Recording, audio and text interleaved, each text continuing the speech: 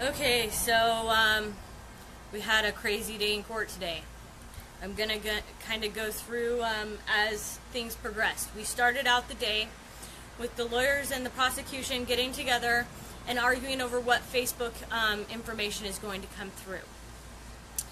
I would say that this probably went on, we didn't get the jury in the courtroom possibly close to 11 o'clock. So they enter one that has a picture of a shirt claiming that Stephen Stewart's wearing an Idaho 3% shirt because it has a flag on the sleeve. That's all they can see. Every grunt-style shirt has a flag on the sleeve.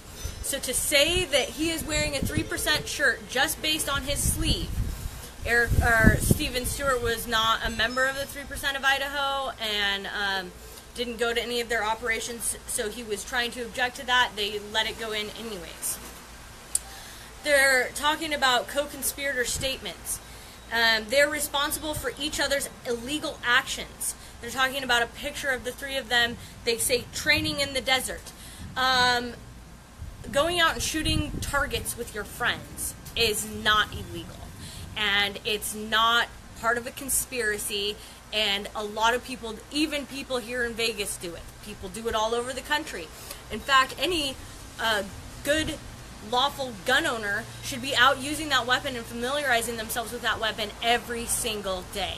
Like, the more you are familiarized with your weapon, the better gun owner you are. So to sit there and say that they are doing illegal actions because they're out shooting targets in the desert, it's crazy. So, this is the government's response. The date of the conspiracy goes through the date of their arrest. The conspiracy goes to protecting the land around the Bundy Ranch up and until their arrest. She claims that Eric Stephen Scott going to the mines and burns that is a continuance of the conspiracy because they are recruiting, bragging, and continuing to ward off BLM. The defense lawyers are saying, well, none of these mines, the 3% of Idaho, none of that goes to the conspiracy. From day one, they have said the conspiracy was to extort cattle and prevent BLM agents from executing their court orders. So here they're changing the conspiracy. They're saying that this is all part of the conspiracy, ongoing conspiracy, because they never opted out of that conspiracy. Even today, they're part of the conspiracy because they still refuse to opt out of that conspiracy, even though the core is about the cattle, extorting the cattle, and stopping the BLM officers from executing that court order. Has nothing to do with the mines, has nothing to do with Idaho 3%. They bring in evidence, Sugar Pine Mine. This is all outside the jury. We're going through all of this to see, what's going to be allowed in and what's not. Well, guess what? Everything the government wants is allowed in. There's some redactions. They're even arguing about booking photos. Now, the reason that they put Ricky Loveland's booking photos in is because the FBI agent that arrested him could not identify him in the courtroom.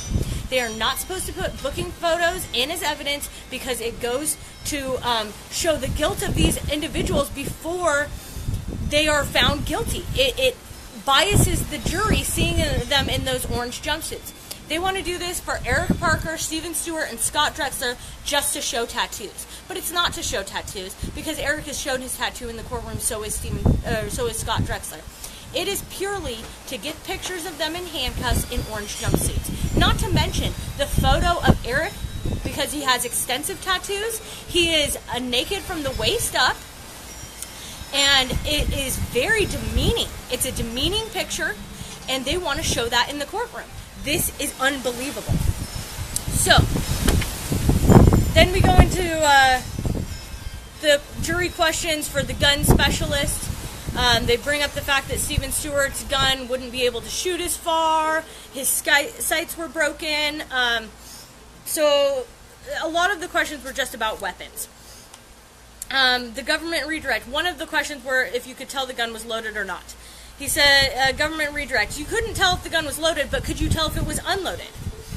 And then he brought up the bolt was closed, so that means the firing pin, so it wasn't a ready action. And that the post was intact for the sight on the gun, and he doesn't know if it was broken on the 12th or not. And then they recall up Special Agent Sarah Draper. So with Sarah Draper, they're going through all the Facebook posts. Now, mind you, I would say probably a handful of Facebook posts are from the 12th or before the 12th. And the Facebook posts they're entering, a lot of them, are all after the fact and have nothing to do with it. There's a picture of Eric on the bridge in a crouch position. It's a meme. It came from Blaine Cooper. He shared it. Zach Sander asked him what kind of gun it is. He says a Sega 223. That's being entered as evidence. What does that show? Absolutely nothing. What they are trying to do is cause character defamation on these people. They want the jury to hate them. So they're bringing in every bad post that they possibly can to misquote it on the stand. These guys are going to have to take the stand just to put their Facebook post back in context. The judge then asks about who Blaine Cooper was and if he was in the bridge or the wash. None of these guys even knew Blaine Cooper the day of the 12th. I think they met him way after the fact, so they're setting this up, the whole Blaine Cooper thing. They're arguing another piece. The judge goes to answer an objection. There's an objection made. Another Viking poem or prayer. It's another meme with a picture of Drexler with the Viking poem on it. And the judge goes to answer the objection, then stops herself. Because she's like, oh, maybe I shouldn't be answering the objections for the prosecution, and then has them answer the objection. This goes to show her bias, and when somebody in our federal government gets down here to watch the videotapes, check the transcripts, and send this judge to jail. She needs to be prosecuted for her actions here. Let's see. Then we go into the operation in Oregon in 2015. And this is Sarah Draper's actual direct testimony. The dispute was between miners and the BLM. The dispute had to deal with surface rights. There was an administrative process going on. The miners had put in an appeal on something, and the BLM had sent miners requests, or the BLM, on something the BLM had sent them. The miners requested help from the militias, and they conducted armed patrols of the area. Operation Gold Rush is what they're saying. And they show pictures of individuals. They're bringing up they're wearing camo, and oh dear, they have a picture with their middle fingers. Then they bring up the people who went to the Bundy Ranch also went to Operation Gold Rush. Mr. Parker, Mr. Drexler, and they were conducting armed patrol security operations. Then it was objected to, how does she know this? It goes back to their laying foundation. There's lots of objections. She's trying to inject things that she's known only from pictures on Facebook, and she's saying that she knows what they're doing. Most of the stuff they're bringing up on Eric is shared links to articles. So if you share a news article, and that news isn't fake news, and it's telling real information, you're a conspirator. Then we have another piece of evidence coming in. Every comment on Facebook is coming in under the rule, the unindicted co-conspirator statement. They can just throw that around, and anyone can be called an unindicted co-conspirator. I am an unindicted co-conspirator, and I never left Idaho on the 12th. I was not in Nevada at any time that month, and they're calling me an unindicted co-conspirator in court. Of course, this was the last trial. They haven't done that this trial. Lots of talk about Blaine Cooper today. We saw lots of pictures, memes, posts from Blaine Cooper, a video from the White Hope mine. Of course, they're not going to show the interview with the miner because that would give the people an idea of what the federal government was doing to that miner. No, they're only going to show the first 1 minute that shows Blaine Cooper with Eric and Scott Drexler standing by them. Then they talk about Skylar Barbeau. The fact that he was at one of the mines, he was at Bundy Ranch. Eric does a post mentioning him, and then Eric does the post of the fact that he was kidnapped by U.S. Marshals and federal agents. Then Eric does this long, long post. And in this post, this is the post from the other day that we were talking about. They've redacted a couple lines from this post. One of the lines they redacted from this post was a line that said they had green-lighted snipers. Speaking of to why he got down, is they green-lighted the snipers and he was in their crosshairs, and that's why he got down on the bridge. They also omitted one other word, and it was the Millers. And he said something to the fact of he was approving of their vetting abilities so that people like the Millers were not there. They omitted the Millers. But at the beginning of the post, he talks about McVeigh. He doesn't say Timothy McVeigh, he says McVeigh. He talks about how McVeigh put a stigma on the movement and that all of these things that he did, and the judge and the prosecution is saying that he is adopting what McVeigh did, but not the way he did it. And that he's idolizing him and saying that what he did was bad for the movement, but what Eric does is good for the movement. So they let the McVeigh, even though we argue to have the McVeigh stuff taken out and redacted, they don't do it. They leave it in. And then when she reads the post, she doesn't just read the post. She reads the post and she says, "And who is McVeigh?" There's an objection. Hearsay. She can't speak to what Eric is talking about, but that's what she's doing here. They said, she said, well, it's Timothy McVeigh. They don't stop there. Who is Timothy McVeigh? Well, he's the Oklahoma bomber. He bombed a federal building. They elicit all of that information through her testimony. They go through a bunch more. An MSNBC article that Scott Drexler posts saying, "Nice picture, Eric." A profile picture of a 3%. They are demonizing the 3% in here. Another shared video, a call to action, Sugar Pine Mine, mostly an Oath Keepers video. So, they're jumping all over the place and using everything that other people have done against these people. If you share a meme on Facebook, it can end up in court. There's another, let's see, let's go back to what's really important. They go through Facebook all day long. All these different Facebooks. We have seen so many pictures of Eric Parker on the bridge from every angle possible, and the same picture over and over and over again.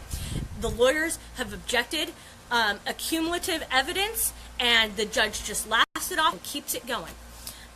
Same thing for Scott Drexler. Same thing, not as much for Stephen Stewart, but we are seeing the exact same photos coming up over and over again. They're entered in evidence multiple different times, even if it is the same photo, because they say, well, we got from this media source, we got this from Facebook, and we got this from the person who took it. So the cumulative evidence here, all the evidence is just the pictures of them on the bridge. They don't have any of the body cam footage in, and if they do, they play 1 minute here, 1 minute there. No audio for the defense, but audio for the prosecution when it works for them. Okay. Then they play Stephen Stewart's video while the BLM is leaving. And this video, the streets are lined with people with middle fingers. There's no guns pointed. This is another, in the previous trial, Tom Jenkins said that the streets were lined with white men pointing weapons at the BLM convoy. This is one of the videos that proves that that's not true. The BLM is going by, Stephen saying, bye-bye, bye-bye, see you later. He, in the video, says, they threatened us with gas. He says, we were going to be martyrs if we had to.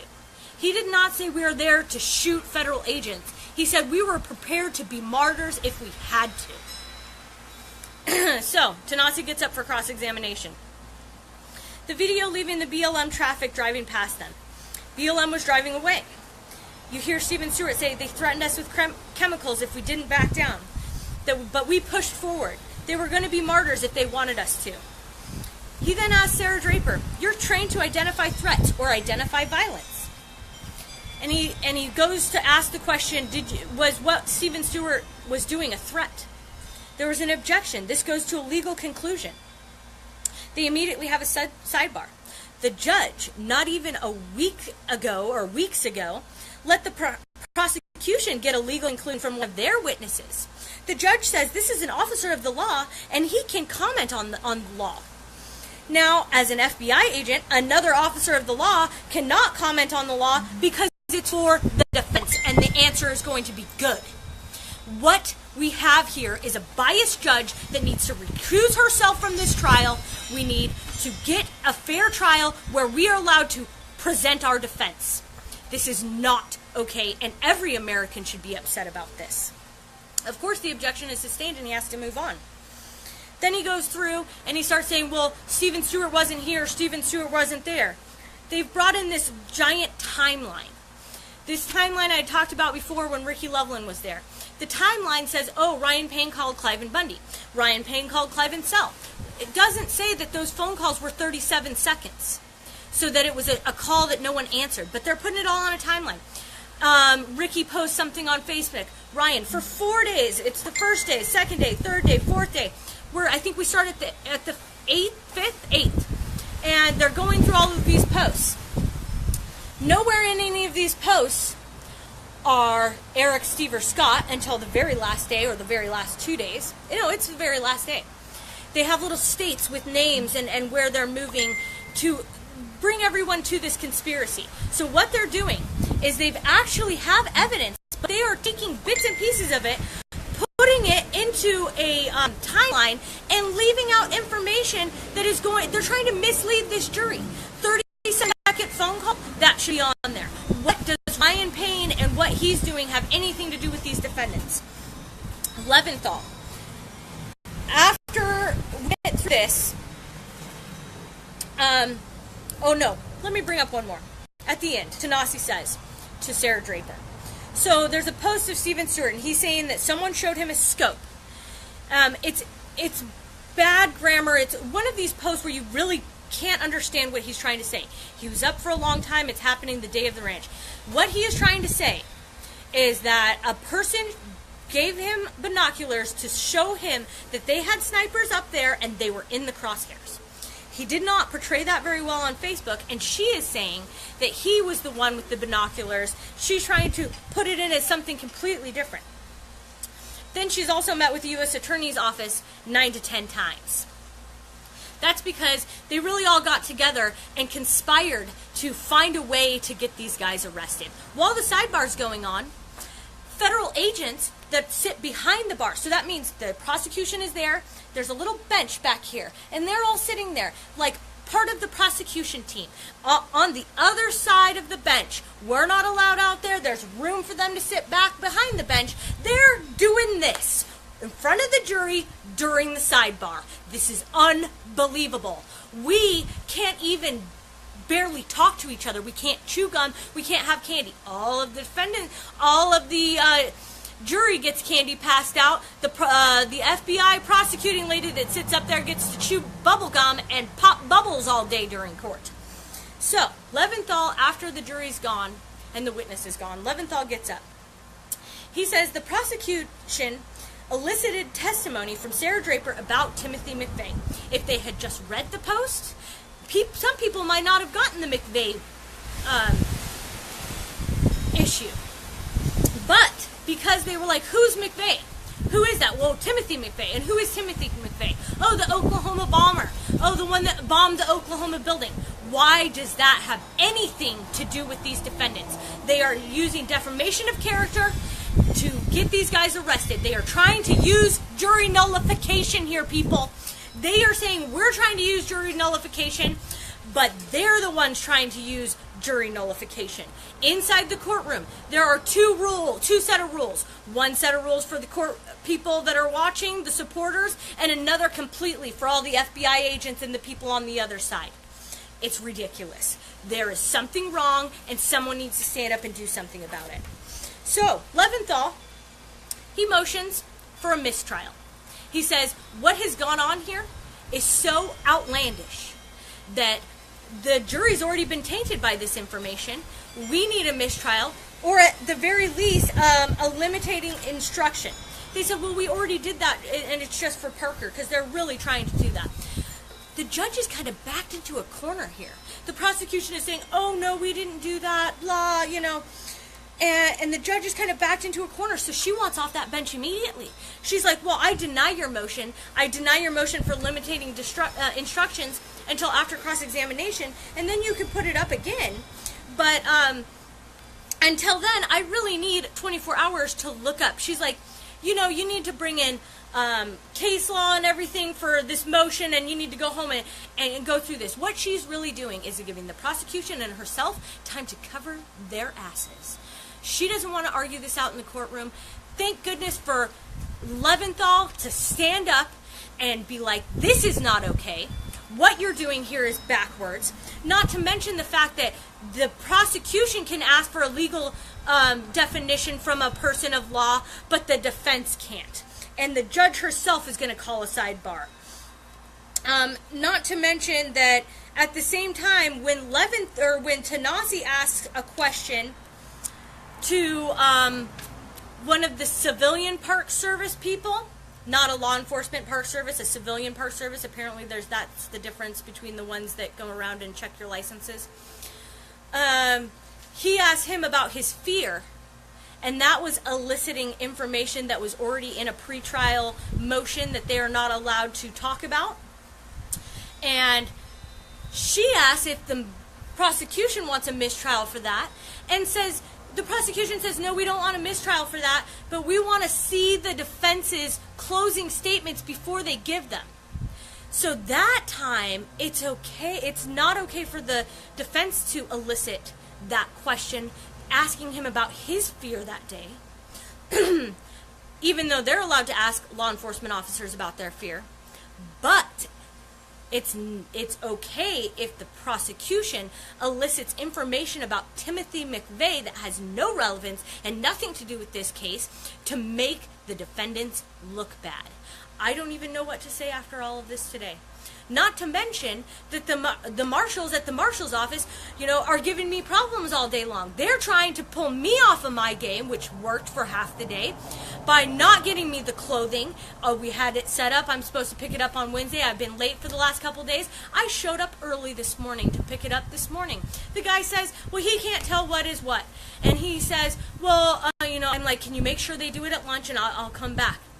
I come back at the last break. This is the last opportunity because when we get out of court, the office isn't open, so it doesn't afford me time to go get it. So I have to use the little tiny bits of break that I do get, and the small hour lunch is not enough time to do everything and a live stream. That's why I haven't been doing the lunch updates, because I need time to get through myself and eat. So I'm only going to be doing at the end of day updates from here on out, because unless something amazing happens and we need to get it out right away. So, I come back at that break, and they say, well, didn't you talk to them? Didn't I talk to them? Are you kidding me? I was told if I mention a word, if I even look or mouth something to those defendants, I will be kicked out of court for the entire trial. Not a day, not a little bit of time. So I say that right to the marshal. Talk to them? Well, exactly when am I supposed to be able to talk to them and tell them to put their... That was what you were supposed to do at lunch. That's what you said you were going to do. So once again, I go back into the courtroom, flustered, wasting my entire break. Yes, I'm a smoker. I need to go have my cigarette. So yes, I need my 10-minute break to go downstairs and have my cigarette. They are trying to kick us off our game here. And then in the courtroom, FBI agents, and let me bring it up to you. The jury sits here. The prosecution's bench is here, and then the extra people sit there on this side of the bench. So they're sitting there. The jury's all right there, and they're doing this. We got them. Yeah, they might as well be doing high fives and belly bumps in front of the jury, and the marshals do nothing. Do you know why they do nothing?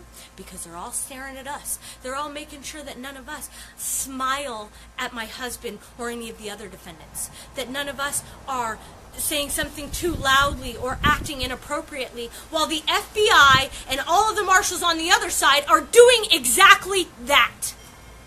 Where is our fair trial? Where are the good people in government? Because I'm beginning to believe there is none left. President Trump, where are you? You say, oh, Jeff Sessions, he commends the prosecution on them and what they're doing here. Ryan Zinke, yeah, he wants to keep the land. He wants to pull all the miners, the farmers, the people off the land. Why do they want it? Because the land makes them money. It's not the money doesn't go to the state. The money goes to the federal government. That's what's going on here, people. That's the problem that we have with this government. We are not lawless people. We want them to be lawful. Targets in the desert. It's crazy. So, this is the government's response. The date of the conspiracy goes through the date of their arrest. The conspiracy goes to protecting the land around the Bundy Ranch up and until their arrest. She claims that Eric Stephen Scott going to the mines and burns, that is a continuance of the conspiracy because they are recruiting, bragging, and continuing to ward off BLM. The defense lawyers are saying, well, none of these mines, the 3% of Idaho, none of that goes to the conspiracy. From day one, they have said the conspiracy was to extort cattle and prevent BLM agents from executing their court orders. So here they're changing the conspiracy. They're saying that this is all part of the conspiracy, ongoing conspiracy, because they never opted out of that conspiracy. Even today, they're part of the conspiracy because they still refuse to opt out of that conspiracy, even though the core is about the cattle, extorting the cattle, and stopping the BLM officers from executing that court order. Has nothing to do with the mines, has nothing to do with Idaho. On the sleeve, that's all they can see. Every grunt-style shirt has a flag on the sleeve. So to say that he is wearing a 3% shirt just based on his sleeve, Stephen Stewart was not a member of the 3% of Idaho and didn't go to any of their operations, so he was trying to object to that. They let it go in anyways. They're talking about co-conspirator statements.